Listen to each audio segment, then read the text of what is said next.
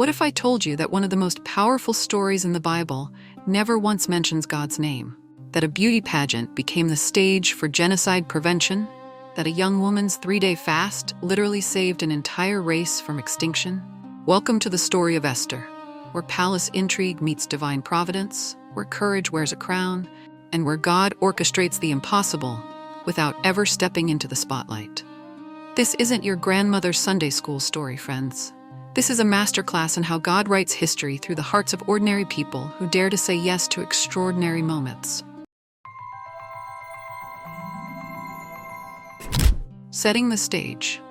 Our story unfolds in Souza, the winter capital of the mighty Persian Empire, around 483 BC. Picture this: a sprawling metropolis where the wine flows like water, the palace parties last for months, and the king's word is literally law, as in, break it and you're dead. King Xerxes, or Ahasuerus if you're feeling fancy, rules over 127 provinces stretching from India to Ethiopia. This isn't some minor regional ruler. This is the guy who commanded the largest empire the world had ever seen. When he throws a party, it's not a backyard barbecue. It's a 6-month extravaganza showcasing the wealth and glory of his kingdom.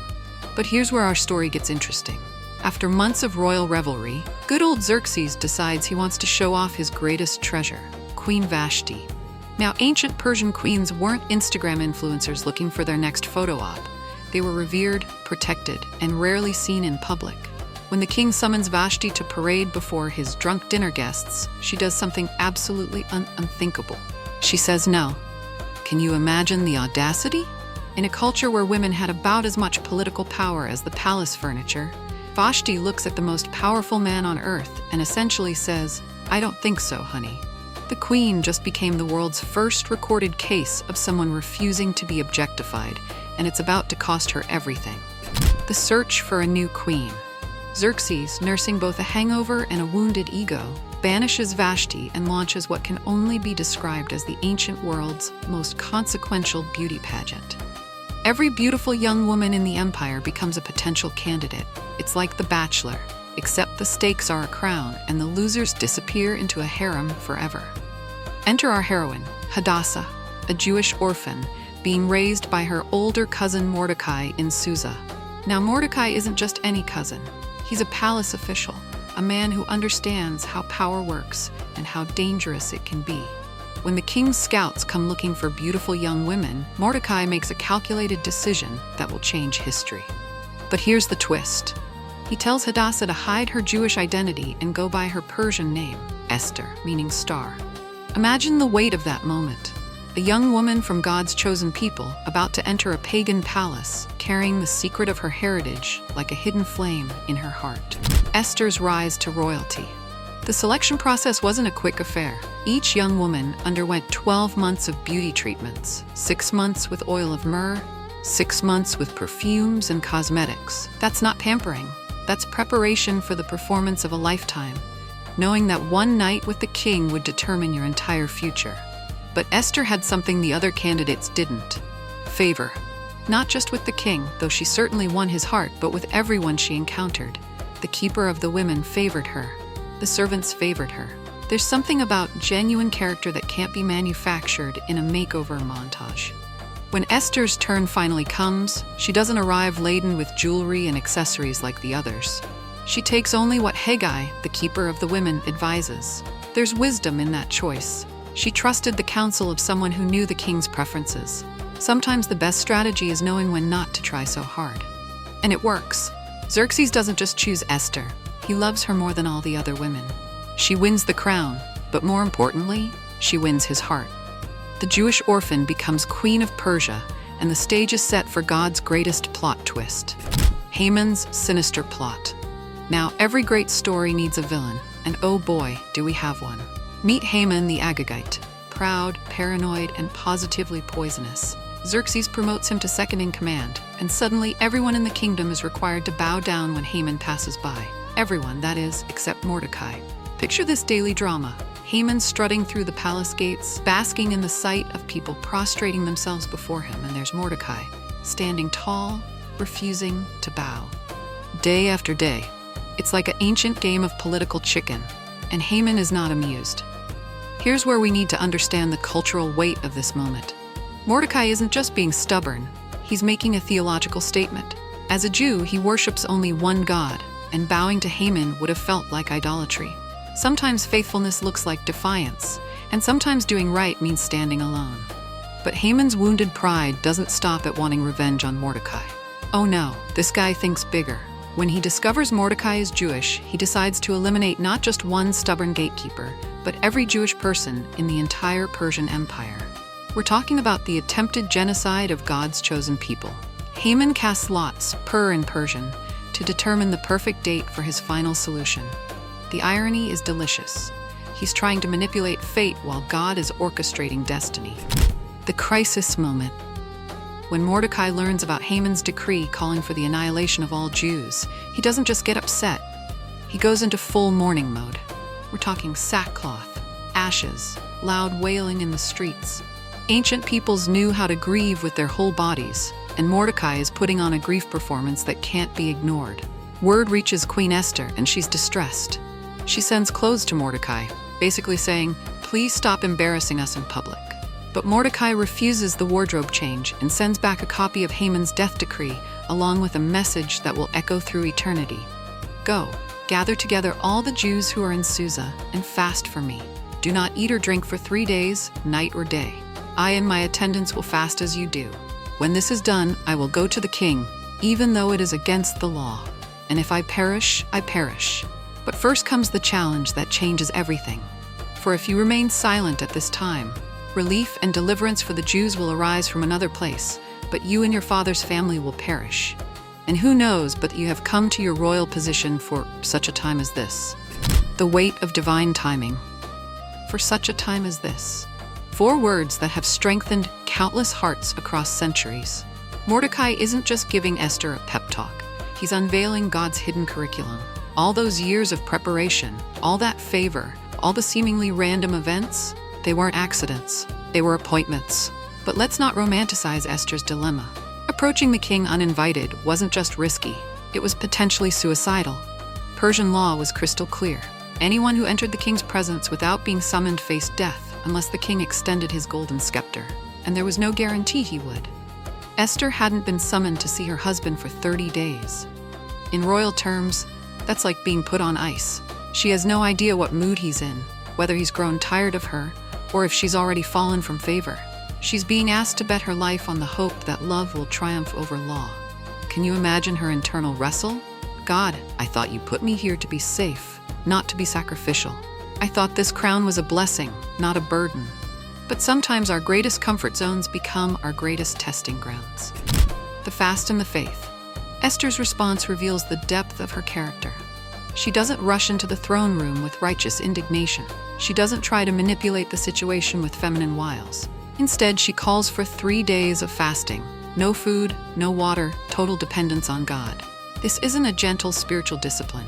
This is intense, desperate seeking. Esther understands that what she's about to attempt requires supernatural intervention. She needs God to go before her. And fasting is her way of saying, "I'm serious about this, Lord. I'm willing to weaken my body to strengthen my spirit." Picture those 3 days. A queen pacing her chambers, her servants fasting alongside her, the entire Jewish population of Souza united in desperate prayer. It's like the entire universe holds its breath, waiting to see if one woman's courage can turn the tide of history. And then comes the moment of truth. If I perish, I perish. That's not fatalism, that's faith. Esther isn't being dramatic, she's being decisive. She's counted the cost, weighed the consequences, and chosen courage over comfort. The golden scepter. On the 3rd day, Esther puts on her royal robes, not just clothes, but armor for spiritual warfare. She walks through the palace corridors, each step echoing with the weight of her people's future.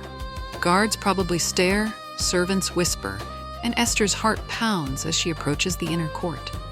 There's Xerxes, sitting on his throne, the golden scepter in his hand, her lifeline or her death sentence. For a moment that must have felt like eternity, their eyes meet. What thoughts race through his mind? Surprise? Anger? Curiosity about why his queen would risk everything to see him? Then, like sunrise after the longest night, Xerxes extends the golden scepter. Esther touches the tip, and in that gesture, death transforms into deliverance. The text tells us the king was pleased to see her, and he offers her anything she wants, up to half his kingdom. But here's where Esther shows her wisdom. She doesn't blurt out her request immediately. Instead, she invites the king and Haman to a banquet, strategy wrapped in grace. She understands that timing is everything, and sometimes the most powerful word is the one you don't speak yet. The banquet strategy. At the first banquet, when the king again asks what she wants, Esther pulls another unexpected move. She invites them to a second banquet. Can you imagine Haman's confusion? He's being honored by the queen, but something feels off. Meanwhile, Esther is buying time, building tension, and allowing God to weave all the threads together.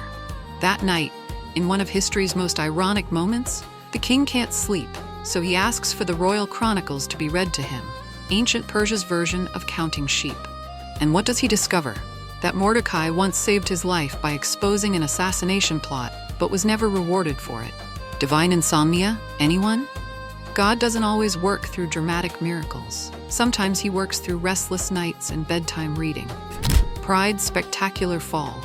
The next morning, Haman arrives at the palace early, planning to ask permission to hang Mordecai on the gallows he's built. But before he can speak, the king asks him a question that must have made his evil heart soar.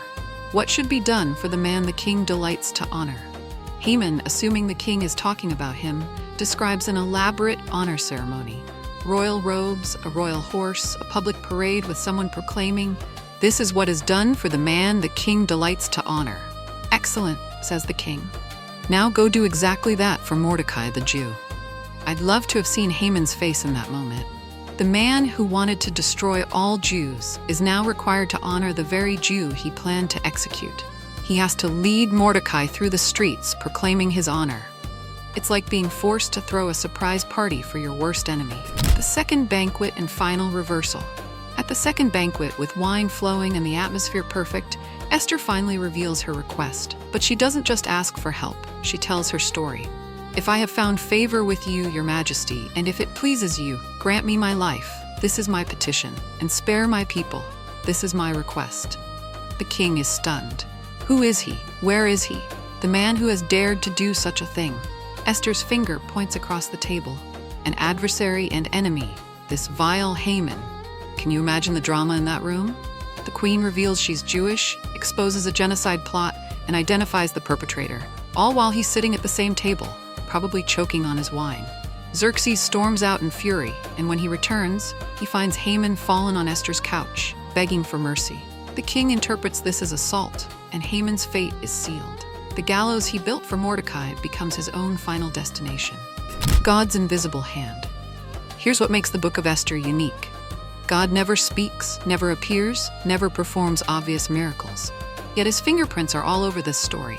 The timing, the coincidences, the way circumstances align. It's like watching a master conductor direct an orchestra where every musician plays their part perfectly without seeing the conductor. Vashti's refusal creates an opening. Esther finds favor. Mordecai uncovers a plot. Haman's pride blinds him. The king can't sleep. A forgotten good deed is remembered. Every piece fits together in a divine puzzle that only makes sense when you see the complete picture. This is how God often works in our lives, not through burning bushes or parted seas, but through providence, preparation, and the courage to act when the moment comes. He's writing your story even when you can't see his pen moving. Modern application. So what does Esther's story mean for us today? First, it reminds us that God places us where we are for purposes bigger than our comfort. Your job, your neighborhood, your relationships, they're not just random circumstances. They're divine appointments, waiting to be recognized. Second, it teaches us that courage isn't the absence of fear. It's faith in action despite fear. Esther was terrified, but she acted anyway. Sometimes the most spiritual thing you can do is to do the right thing scared. Third, it shows us that preparation meets opportunity in God's perfect timing. All those months of beauty treatments, all that time learning palace protocol, all those years of Mordecai's guidance, they were preparing Esther for her moment of destiny. Fourth, it reveals that our identity is both hidden and revealed through trials. Esther had to hide her Jewish identity to become queen, but she had to reveal it to fulfill her purpose. Sometimes God conceals us to preserve us, then reveals us to use us. You're such a time as this moment. Every one of us has such a time as this moments, opportunities to step into our God-given purpose, even when it's scary. Maybe it's speaking up for someone who can't speak for themselves. Maybe it's using your influence to right a wrong. Maybe it's risking comfort to pursue calling. The question isn't whether you're qualified. Esther was just an orphan.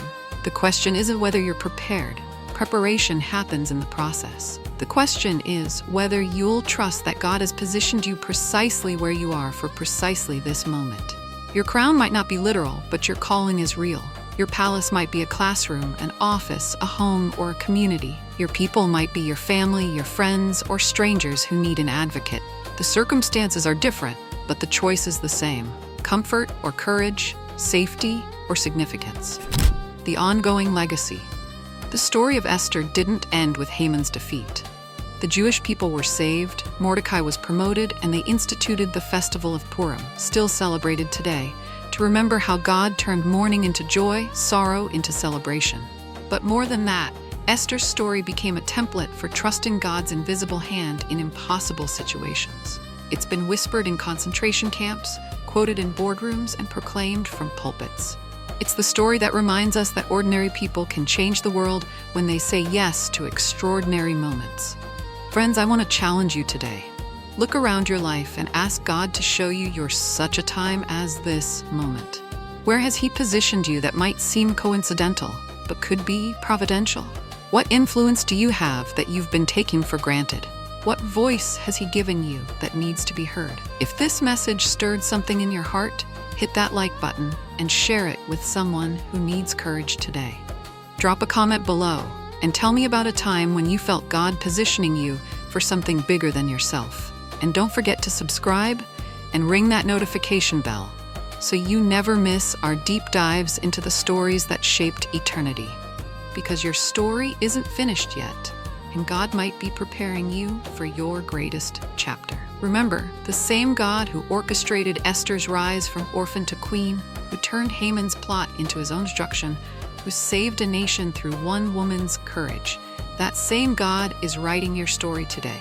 He sees you, He's positioned you, and He's prepared you for such a time as this. Until next time, stay courageous, stay faithful, and keep watching for God's invisible hand in your visible circumstances. Take care, and I'll see you in the next video.